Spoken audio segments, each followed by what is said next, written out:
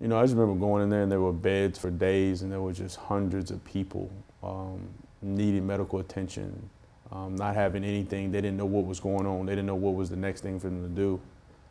Kids down in the dungeon area, which is the practice area in the basketball building, and no parents, no kind of siblings, no older presence in their life to kind of guide them. People were continuously crying, it was sobbing. It was one of those moments in my life that I'll never forget, no matter whatever happens, because that right there just kind of opened your eyes to it ain't about you anymore. You know, what you're going through is very, very small from what these people are going through. They lost everything, and going in that PMAC just kind of opened your eyes and seeing that, wow, I mean, devastation is really, really at your front door.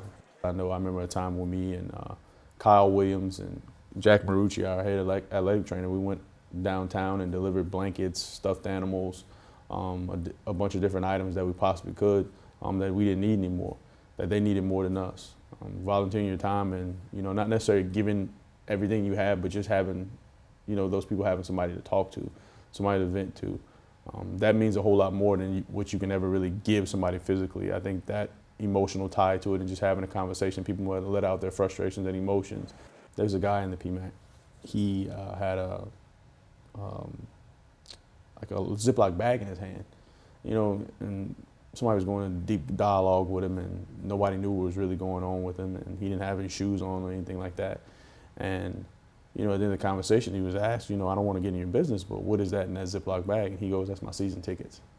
He had nothing else but his season tickets. He figured, you know, I can grab those because I know I want to go to the games and they probably won't be able to print them faster than I would like. So the guy had his season tickets, didn't have anything else. I mean, he lost everything, home, car. So for you to have your season tickets, that kind of showed us what that meant to LSU, what that meant to the state of Louisiana, that we needed to play that game. You know, we made a vote to see if we were going to play it at all, you know, let alone it being here. We knew we couldn't play here, we're just going to not play it. It wasn't an option to make it up later on in the season. So it was just one of those deals where people always were talking. They knew we were in there to help, and they were just talking about when's the season start, how's practice going. I mean, these people had nothing, and that was huge. That was pretty amazing. You know, obviously Louisiana, we made a decision. Louisiana needed us to play ball. A lot of the people that we spoke throughout the area, and when we went to go visit the PMAC, they were basically saying, we need football. We can't wait for football to start. And these are people who didn't have a home and a car. You know, they lost everything, and they were just waiting for the season to start. And I think that's what gave us a kind of an edge to saying, you know what, we do need to play. This is what they want. This is what we need to do. You know, to be honest with you, when Coach Miles first came in, we didn't really know too much about him. We knew he was from Oklahoma State, knew he was a Big 12 guy, knew he was from Michigan, the whole nine. But we had no idea, personality-wise, who we were getting. There was no big-time stories. I mean, we didn't know too much. And then when he came in and this devastation hit, I think they molded him to be the man he is today. He basically gave the leadership to his team and asked for guidance because he didn't know how to deal with it. He's never dealt with hurricanes before. But he knew that this was the state of Louisiana. He knew that some of our players were from the New Orleans area.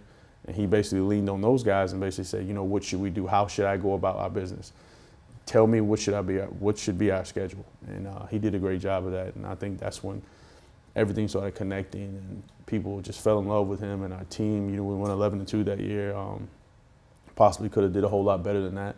I think it was a defining moment in history in the state, and people around the surrounding areas rallied and helped those in need and donated as much as they can, donated their time.